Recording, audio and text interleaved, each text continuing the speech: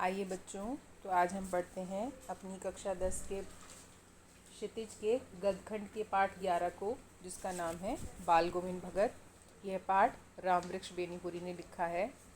बाल गोविंद भगत रेखा चित्र के माध्यम से लेखक ने एक ऐसे विलक्षण चरित्र का उद्घाटन किया है जो मनुष्यता, लोक संस्कृति और सामूहिक चेतना का प्रतीक है।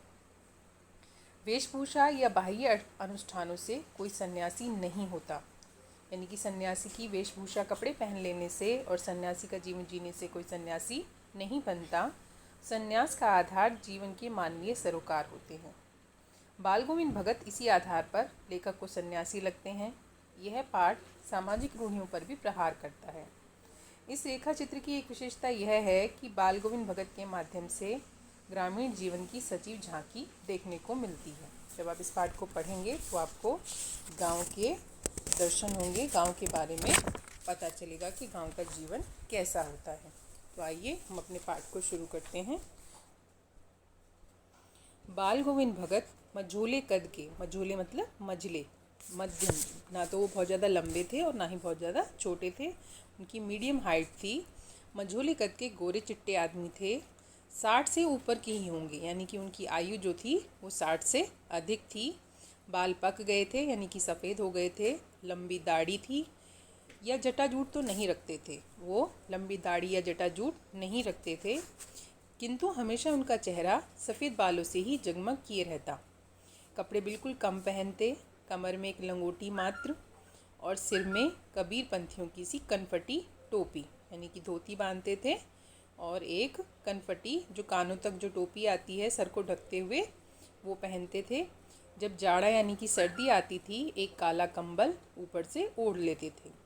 उनके मस्तक पर हमेशा रामनंदी चंदन चमकता था, जो नाक के एक छोर से ही औरतों के टीके की तरह शुरू होता है। आपने देखा होगा टीवी में, नाक से चंदन का तिलक उनका शुरू होता था जो माथे तक जाता था। गले में तुलसी की जड़ों की एक बेडोल माला बांधे रहते। ऊपर की तस्वीर से यह नहीं माना जाएगा कि बाल गोविंद भगत साधु थे, नहीं, बिल्कुल गृहस्थ। यानी कि वो लेखक बताना चाहते हैं कि वे साधु नहीं थे, वो गृहस्थ थे। उनका परिवार था, वो अपने परिवार में रहते थे। उनकी गृहिणी तो मुझे याद नहीं, यानी कि उनकी पत्नी की मृत्यु हो चुकी थी। उनके बेटे और पतोहू को तो मैंने देखा था, यानी कि बेटे को और बेटे की बहू को लेखक कहते हैं, उन्हें मैंने देखा था। थोड़ी खेतीबाड़ी भी थी, एक अच्छा साफ सुथरा मकान भी था। किंतु खेतीबाड़ी करते, परिवार रखते भी बाल गोविंद भगत साधु थे। साधु की सब परिभाषाओं में खरे उतरने वाले। परिवार में रहते हुए भी वे एक साधु की तरह ही अपना जीवन जीते थे। कबीर को साहब मानते थे, उन्हीं के गीतों को गाते, उन्हीं के आदेशों पर चलते, कभी झूठ नहीं बोलते, खरा व्यवहार रखते, किसी से भी दो टूक बात करने में संकोच नहीं करते, ना किसी से खामखा या बेमतलब झगड़ा मोल लेते, किसी की चीज़ उससे बिना पूछे नहीं छूते, न बिना पूछे व्यवहार में लाते। इस नियम को कभी कभी इतनी बारीकी तक ले जाते कि लोगों को कौतूहल होता, जिज्ञासा होती। कभी वह दूसरे के खेत में शौच के लिए भी नहीं बैठते थे। वह गृहस्थ थे, लेकिन उनकी सब चीज़ साहब की थी। जो कुछ खेत में पैदा होता, सिर पर लाद कर पहले उसे साहब के दरबार में ले जाते, जो उनके घर से 4 कोस दूर था। साहब के दरबार यानी कि कबीरपंथी मठ में ले जाते थे, एक कबीरपंथी मठ। वह दरबार में भेंट रूप रख लिया जाता। प्रसाद रूप में जो कुछ उन्हें मिलता उसे घर लाते और उसी से गुजर चलाते हैं, उसी से अपना गुजारा करते थे। इन सब के ऊपर मैं तो मुग्ध था। लेखक कहते हैं कि उनकी इन सब बातों पर वह मुग्ध थे। उनके मधुर गान पर जो सदा सर्वदा ही सुनने को मिलते, हमेशा ही उनका गात, उनके गीत सुनने को मिलते थे। कबीर के वे सीधे साधे पद जो उनके कंठ से निकलकर सजीव हो उठते थे। आषाढ़ की रिमझिम, आषाढ़ हिंदी का महीना होता है, जैसे इंग्लिश के महीने होते हैं नवंबर दिसंबर, उसी तरह से आषाढ़। समूची गांव खेतों में उतर पड़ा है। कहीं हल चल रहे हैं, कहीं रोपनी हो रही है, रोपनी मतलब पौधों की रुपाई हो रही है। धान के पानी भरे खेतों में बच्चे उछल रहे हैं। औरतें कलेवा लेकर मेड़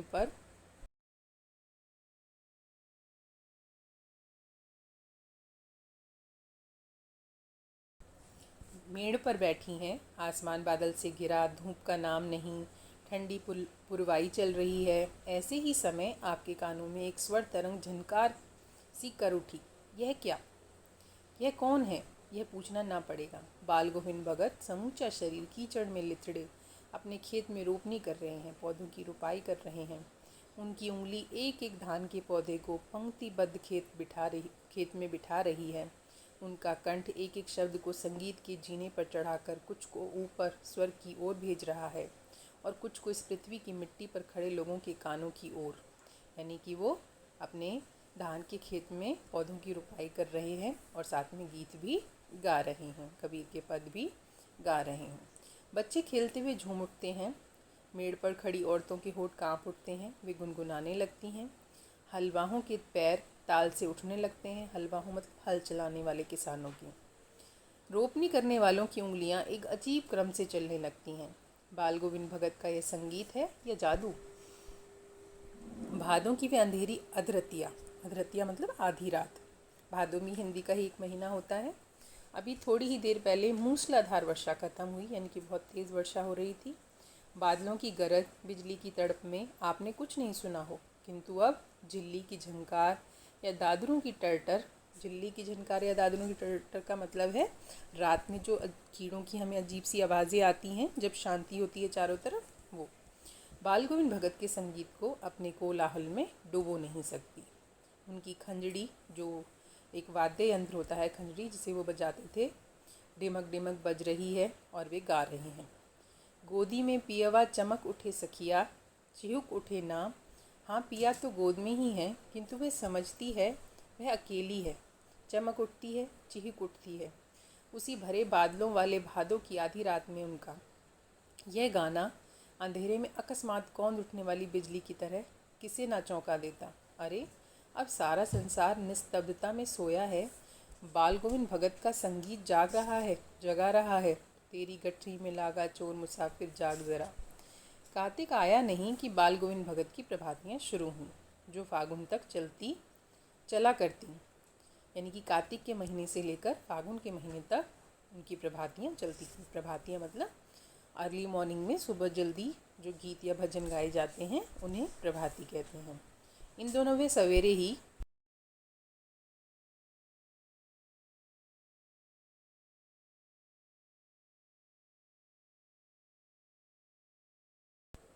उठते। ना जाने किस वक्त जग कर वे नदी स्नान को जाते। गांव से 2 मील दूर, वहां से नहा धोकर लौटते और गांव के बाहर ही पोखरे के ऊंचे भिंडे पर अपनी खंजड़ी लेकर जा बैठते। जो तालाब था उसके ऊपर एक ऊंचा स्थान जो बैठने के लिए बना हुआ था, वो वहाँ बैठ जाते थे और अपने गाने गाने लगते थे।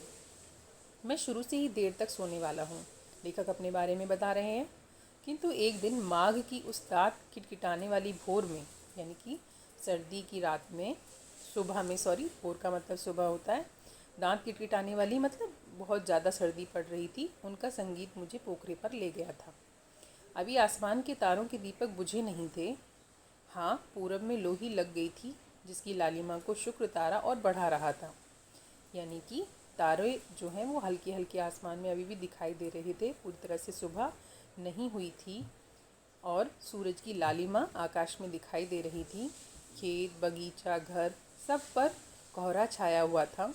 सारा वातावरण अजीब रहस्य से ढका हुआ मालूम पड़ रहा था।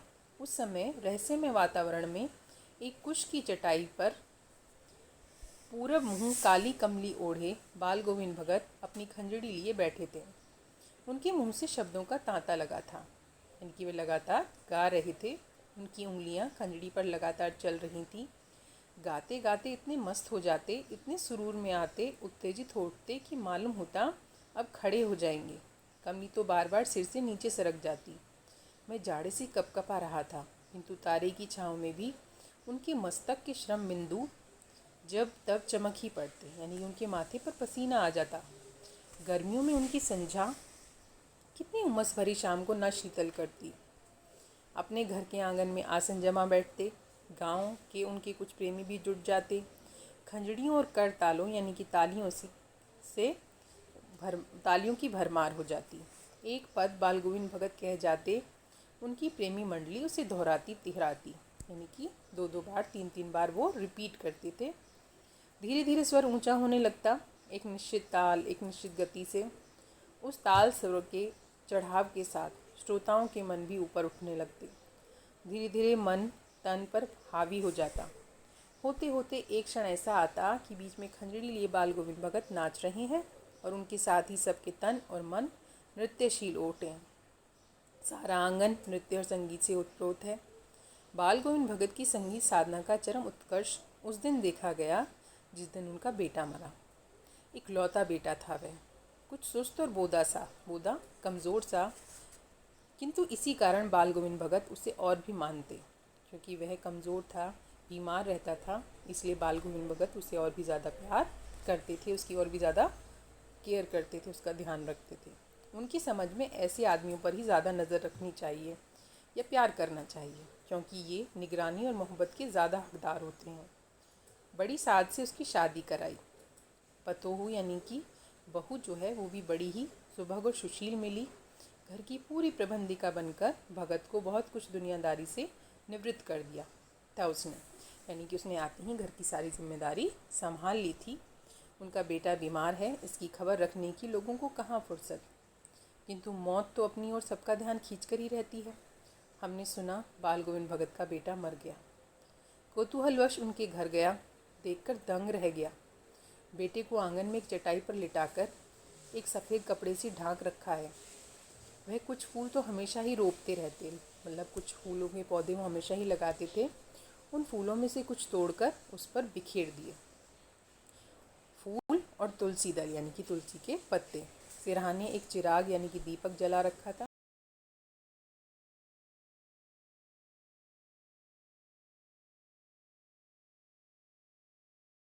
सिरहाने एक दीपक जला रखा है और उसके सामने ज़मीन पर ही आसन जमाए गीत गाए चले जा रहे हैं। वही पुराना स्वर, वही पुरानी तल्लीनता। घर में पतोहू रो रही है, जिससे गांव की स्त्रियां चुप कराने की कोशिश कर रही हैं, किंतु बाल गोविंद भगत गाए जा रहे हैं। हाँ, गाते गाते कभी कभी पतोहू के नज़दीक भी जाते और उसे रोने के बदले उत्सव मनाने को कहते। आत्मा परमात्मा के पास चली गई, विरहनी अपने प्रेमी से जा मिली। भला इससे बढ़कर आनंद की कौन बात। ये बात बाल गोविंद भगत अपनी बहू से कहते हैं कि आत्मा का परमात्मा से मिलन हो गया है, इसलिए ये दुख की नहीं आनंद की बात है। मैं कभी कभी सोचता ये पागल तो नहीं हो गए, किंतु नहीं, वह जो कुछ कह रहे थे उसमें उनका विश्वास बोल रहा था। वह चरम विश्वास जो हमेशा ही मृत्यु पर विजयी होता आया है। बेटे के क्रियाक्रम में तूल नहीं किया, तनिक भी देर नहीं लगाई। पतोहू से ही आग दिलाई उसकी, और उन्होंने अपनी बहू से ही अपने बेटे की चिता को आग दिलवाई। किंतु ज्यों ही श्राद्ध की अवधि पूरी हो गई, पतोहू के भाई को बुलाकर उसके साथ कर दिया। उन्होंने अपनी बहू को उसके भाई के साथ भेज दिया, यह आदेश देते हुए कि इसकी दूसरी शादी करा देना। इधर पतोहू रो रो कर कहती, मैं चली जाऊंगी तो बुढ़ापे में कौन आपके लिए भोजन बनाएगा, बीमार पड़े तो कौन एक चुल्लू पानी भी देगा। मैं पैर पड़ती हूँ, मुझे अपने चरणों से अलग नहीं कीजिए। लेकिन भगत का निर्णय अटल था। तू जा, नहीं तो मैं इस घर को छोड़कर चल दूंगा। यह थी उनकी आखिरी दलील, और इस दलील के आगे बेचारी की क्या चलती। बाल गोविंद भगत की मौत उन्हीं के अनुरूप हुई। वह हर वर्ष गंगा स्नान करने जाते। स्नान पर उतनी आस्था नहीं रखते जितना संत समागम और लोक दर्शन पर। पैदल ही जाते। करीब 30 कोस पर गंगा थी। साधु को संबल लेने का क्या हक, संबल मतलब सहारा। साधु को किसी सहारे की कोई आवश्यकता नहीं होती, और गृहस्थ किसी से भिक्षा क्यों मांगे। ऐसा उनका सोचना था कि जो गृहस्थ है, जिसका घर परिवार है, उसे किसी से भिक्षा नहीं मांगनी चाहिए। अतः घर से खाकर चलते तो फिर घर पर ही आकर लौटकर खाते। रास्ते भर खंजड़ी बजाते, गाते, जहाँ प्यास लगती पानी पी लेते। 4-5 दिन आने जाने में लगते, किंतु इस लंबे उपवास में भी वही मस्ती। अब बुढ़ापा आ गया था, किंतु टेक वही जवानी वाली। इस बार लौटे तो तबीयत कुछ सुस्त थी। खाने पीने के बाद भी तबीयत नहीं सुधरी। थोड़ा बुखार आने लगा, किंतु नेम व्रत तो छोड़ने वाले नहीं थे। जो उनका नियम था, डेली रूटीन जो था, वो उन्होंने तब भी नहीं छोड़ा। वही दोनों टाइम के गीत, स्नान करना, ध्यान करना, खेती बाड़ी देखना। दिन दिन छीजने लगे। इसी तरह से दिन दिन बीतने लगे। लोगों ने नहाने धोने से मना किया, आराम करने को कहा, किंतु हंसकर टाल देते।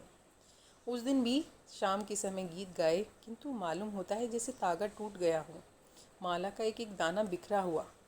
भोर में लोगों ने गीत नहीं सुना, जाकर देखा तो बाल गोविंद भगत नहीं रहे, सिर्फ उनका पंजर पड़ा था, सिर्फ उनका शरीर पड़ा हुआ था। तो यहीं हमारा यह पाठ समाप्त होता है। अब हम नेक्स्ट पार्ट में इसके प्रश्न उत्तर करेंगे।